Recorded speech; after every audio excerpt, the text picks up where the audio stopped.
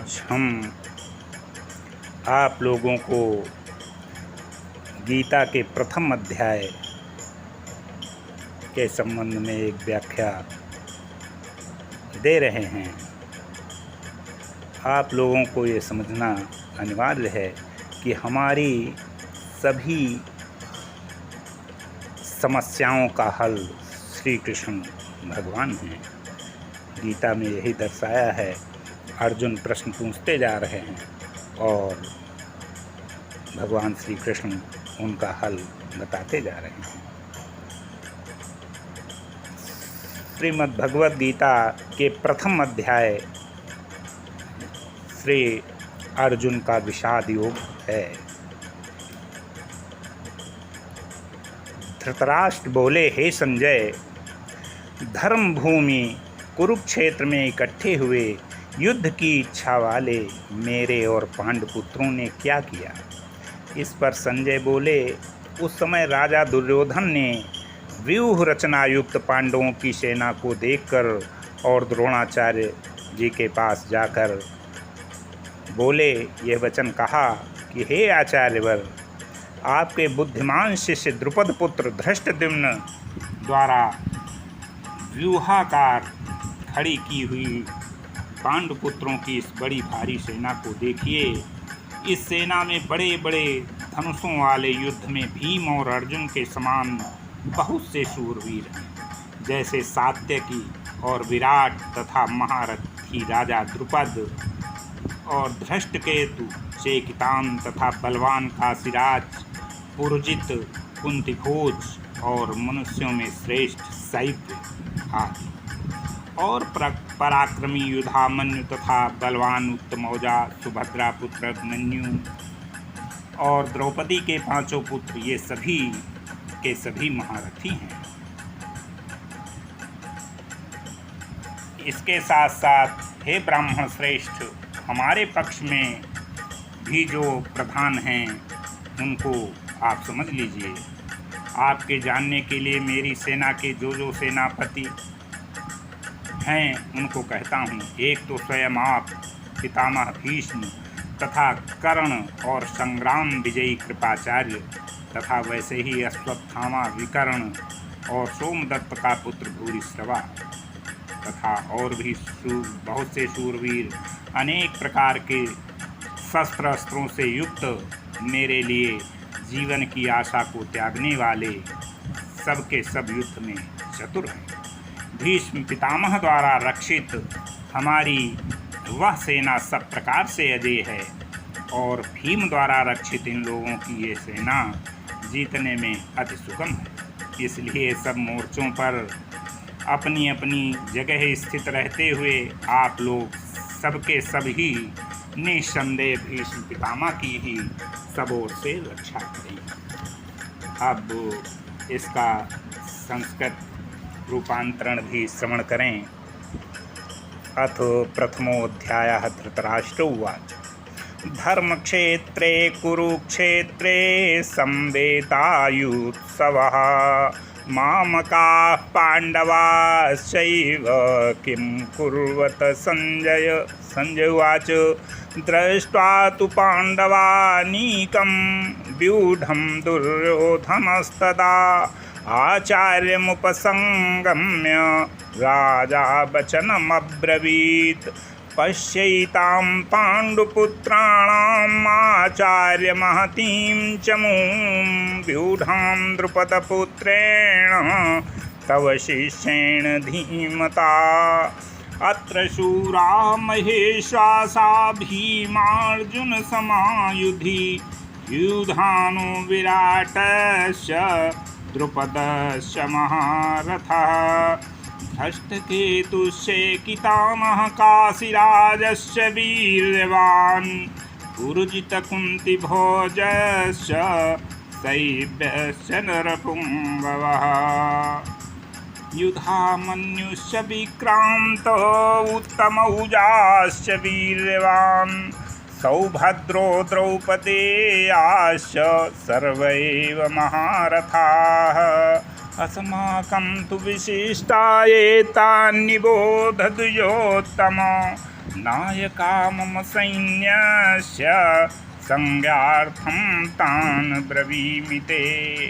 भवान् भीष्मश्च कर्णश्च कृपश्च समितिञ्जयः अश्वत्थामा विकर्णश्च सौमदत्तिस्तथैव च अन्ये च बहवः शूरा मदर्थे त्यक्तजीविता नानाशस्त्रप्रहरणा सर्वे युद्धविशारदा। अपर्याप्तं तदस्माकं बलं भीष्माभिरक्षितं पर्याप्तं त्विदमेतेषां बलं भीमाभिरक्षितम् अयनेषु च सर्वेषु यथा भागमवस्थिताः भीष्ममेवाभिरक्षन्तु भवन्तः सर्वैव ही। इस प्रकार द्रोणाचार्य से कहते हुए दुर्योधन के वचनों को सुनकर कौरवों में वृद्ध बड़े प्रतापी पितामह भीष्म ने उस दुर्योधन के हृदय में हर्ष उत्पन्न करते हुए उच्च स्वर से सिंह की नाद के समान गर्ज कर शंख बजाया। उसके उपरांत शंख और नगारे तथा ढोल मृदंग और नरसंघादि आदि बाजे एक साथ ही बजे। उनका वो शब्द इतना भयंकर हुआ कि उसके अनंतर सफ़ेद घोड़ों से युक्त उत्तम रथ में बैठे हुए श्री कृष्ण महाराज और अर्जुन ने भी अलौकिक शंख बजाए। उनमें श्री कृष्ण महाराज ने पांचजन नामक शंख बजाया और अर्जुन ने देवदत्त नामक शंख। भयानक कर्म वाले भीमसेन ने पौंड नामक महाशंख बजाया। कुंती पुत्र राजा युधिष्ठिर ने अनंत विजय नामक शंख और नकुल तथा सहदेव ने सुघोष और मणिपुष्पक नाम वाले शंख बजाए। श्रेष्ठ धनुष वाले काशीराज और महारथी शिखंडी और धृष्टद्युम्न तथा राजा विराट और अजय सात्यकी तथा राजा द्रुपद और द्रौपदी के पांचों पुत्र और बड़ी भुजा वाले सुभद्रा पुत्र अभिमन्यु, इन सब ने हे राजन अलग अलग शंख बजाए। और उस भयानक शब्द ने भयानक शब्द ने आकाश और पृथ्वी को भी शब्दायमान करते हुए धृतराष्ट्र पुत्रों के हृदय विदीर्ण कर दिए। हे राजन, उसके उपरांत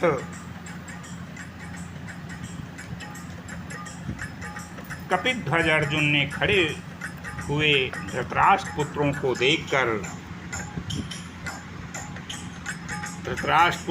देखकर ये वचन उस शस्त्र चलने की तैयारी के समय धनुष उठाकर ऋषिकेश भगवान श्री कृष्ण महाराज से ये वचन कहा कि हे अच्युत, मेरे रथ को दोनों सेनाओं के बीच में खड़ा करिए, जब तक मैं इन स्थित हुए युद्ध की कामना वालों को अच्छी प्रकार देख लूं कि इस युद्ध रूप व्यापार में मुझे किन किन के साथ युद्ध करना योग्य है। दुर्बुद्धि दुर्योधन का युद्ध में कल्याण चाहने वाले जो ये राजा लोग इस सेना में आए हैं, उन युद्ध करने वालों को मैं देखूंगा।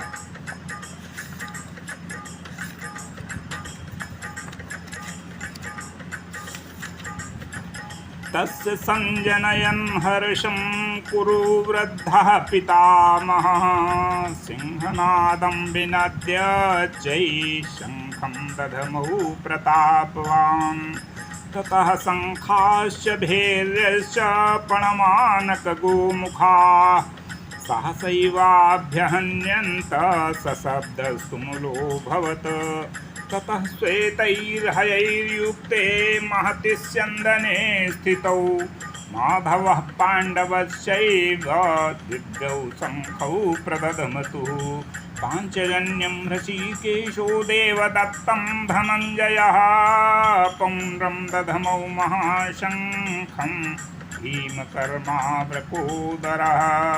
अनन्तविजयं राजा कुन्तीपुत्रो युधिष्ठिरः नकुलः सहदेवश्च सुघोषमणिपुष्पकौ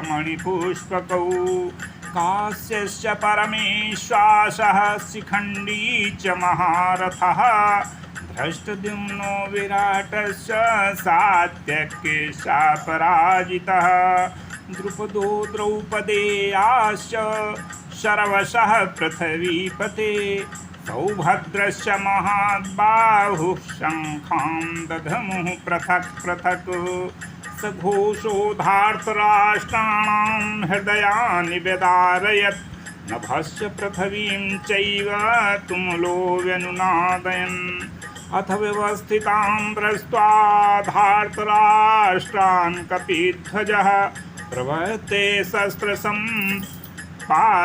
धनुरुद्यम्य पाण्डवः ऋषिकेशं तदा वाक्यम् इदमाह महीपते अर्जुनोवाच सेनयोर्भयोर्मध्ये रथं स्थापय मेच्युत यावदेतान् निरीक्षेऽहं योद्धुकामानवस्थितान् कैर्मया सह योद्धव्यम् अस्मिन् रणसमुद्यमे योत्समानानवेक्षेऽहं ये तेऽत्र समागताः धार्तराष्ट्रस्य दुर्बुद्धेर्युद्धे प्रियचिकीर्षवः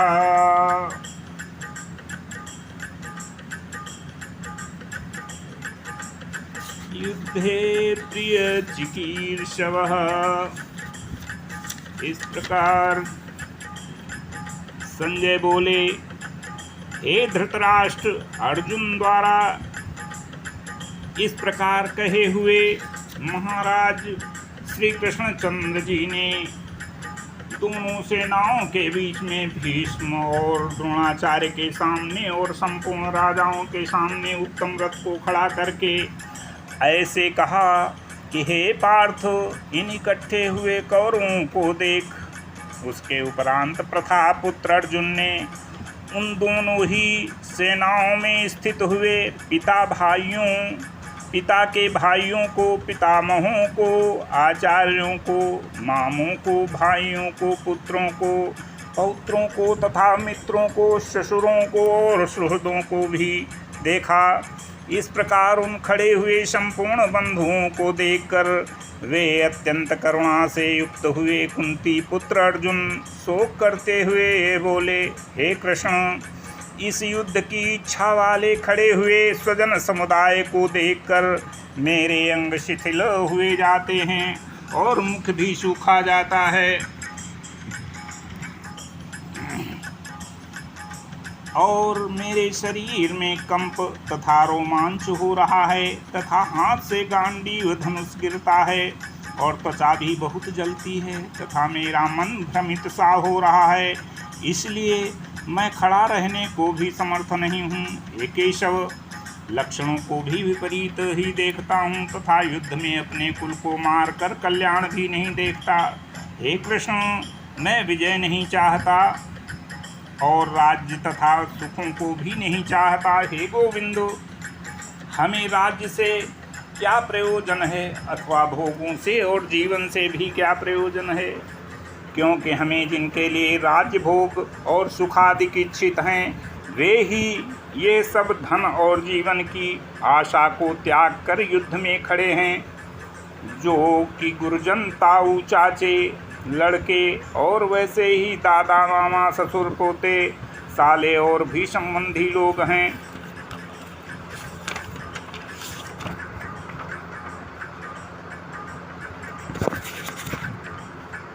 संजय उवाच एव मुक्तो ऋषिकेशो ऋषिकेशो गुडाकेशेन भारत सेनयोर्भयोर्मध्ये स्थापयित्वा रथोत्तमं भीष्मद्रोण प्रमुखतः सर्वेषां च महीक्षिताम् उवाच पार्थ पश्यैतां संवेतान् कुरूनिति तत्रापश्यति स्थितान् पार्थः पितॄनथ पितामहान् आचार्यान् मातुलान् भ्रातॄन् पुत्रान् पौत्रान् सखींस्तथा श्वशुरान् सुहृदश्चैव सेनयोर्भयोरपि तान् समीक्ष्य स कौन्तेय सर्वान् बन्धूनवस्थितान् कृपया परयाविष्टो विषीदनिदमिदमब्रवीत्। अर्जुन उवाच दृष्टेवं स्वजनं कृष्ण युत्सुं समुपस्थितं शीतन्ति मम गात्राणि मुखं च परिशुष्यति वेपथुश्च शरीरे मे रोमहर्षश्च जायते गाण्डीव संस्कृते हस्तात् त्वक् चैव परिदह्यते न च शक्नोम्यवस्थातुं भ्रमतीव च मे मनः निमित्तानि च पश्यामि विपरीतानि केशव न च श्रेयोनुपश्यामि हत्वा स्वजनमाहवे न काङ्क्षे विजयं कृष्ण न च राज्यं सुखानि च किं नु राज्येन गोविन्द किं भोगैर्जीवितेन वा येषामर्थे काङ्क्षितं नो राज्यं भोगा सुखानि च तैमेव स्थिता युद्धे प्राणान् त्यक्त्वा धनानि च आचार्या पितरः पुत्रस्तथैव च पितामहा मातुला श्वशुरा पौत्रा स्याला सम्बन्धिनस्तथा एतान्नहं तुमिच्छामि घ्नतोऽपि मधुसूदन अपि त्रैलोक्यराज्यस्य हेतो किं नु मही कृते निहत्य धार्तराष्ट्रान्नः का प्रीतिः स्यात् जनार्दन पापमेवाश्रये तस्मान् हत्वैतानाततायिनः। हे जनार्दन, धृतराष्ट्र के पुत्रों को मारकर भी हमें क्या प्रसन्नता होगी? इन आतताइयों को मार कर तो हमें पाप ही लगेगा। इससे हे माधव, अपने बांधव धृतराष्ट्र के पुत्रों को मारने के लिए हम योग्य नहीं हैं, क्योंकि अपने कुटुंब को मारकर हम कैसे सुखी होंगे। यद्यपि लोभ से भ्रष्ट चित्त हुए ये लोग कुल के नाशकृत दोष को और मित्रों के साथ विरोध करने में पाप नहीं देखते हैं, परंतु हे जनार्दन, कुल के नाश करने से होते हुए दोष को जानने वाले हम लोग इस पाप से हटने के लिए क्यों विचार नहीं करना चाहिए? क्योंकि कुल के नाश होने से सनातन कुल धर्म नष्ट हो जाते हैं। धर्म के नाश होने से संपूर्ण कुल को पाप भी बहुत दबा लेता है। तथा हे कृष्ण, पाप के अधिक बढ़ जाने से कुल की स्त्रियां दूषित हो जाती हैं, और हे वार्ष्णेय, स्त्रियों के दूषित होने पर वर्ण संकर उत्पन्न होता है, और वो वर्ण संकर कुल घातियों को और कुल को नरक में ले जाने के लिए ही होता है। लोक हुई पिंड और जल की क्रिया वाले इनके पितर लोग भी गिर जाते हैं, और इन वर्ण संकर कारक दोष से कुल घातियों के सनातन कुल धर्म जाति धर्म नष्ट हो जाते हैं। तथा हे जनार्दन, नष्ट हुए कुल धर्म वाले मनुष्यों का अनंत काल तक नरक में वास होता है, ऐसा हमने सुना है। अहो, शोक है कि हम लोग बुद्धिमान होकर भी महान पाप करने को तैयार हुए हैं, जो कि राज्य और सुख के लोभ से अपने कुल को मारने के लिए उद्यत हैं। यदि मुझ शस्त्र रहित न सामना करने वाले को शस्त्रधारी धृतराष्ट्र के पुत्र रण में मारें तो वो मारना भी मेरे लिए अति कल्याणकारक होगा। संजय बोले, रणभूमि में शोक से उद्विग्न मन वाले अर्जुन इस प्रकार कहकर बाण सहित धनुष को त्याग कर रथ के पिछले भाग में बैठ गए।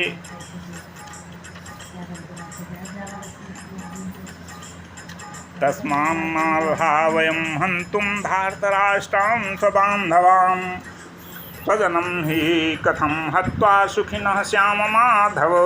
यद्यप्येतेन पश्यन्ति लोभोपहत चेतसः कुलक्षये कृतं दोषं मित्रद्रोहे च पातकं कथं न गेयमस्माभिः पापादस्मान् निवर्तितुं कुलक्षये कृतं दोषं प्रपश्यद्भिर्जनार्दन। कुलक्षये प्रणश्यन्ति कुलधर्मा सनातनः धर्मे नष्टे कुलं कृष्ण अधर्मोऽभिभवत्युत। अधर्माभिभवात् कृष्ण प्रदुष्यन्ति कुलस्त्रियः स्त्रीषु दुष्टासु वार्ष्णेय जायते वर्णसंकरः। संकरो नरकायैव कुलघ्नानां कुलस्य च पतन्ति पितरो हेषां लुप्तपिण्डोदकक्रिया दोषैरेतैः कुलघ्नानां वर्णसंकरकारकैः।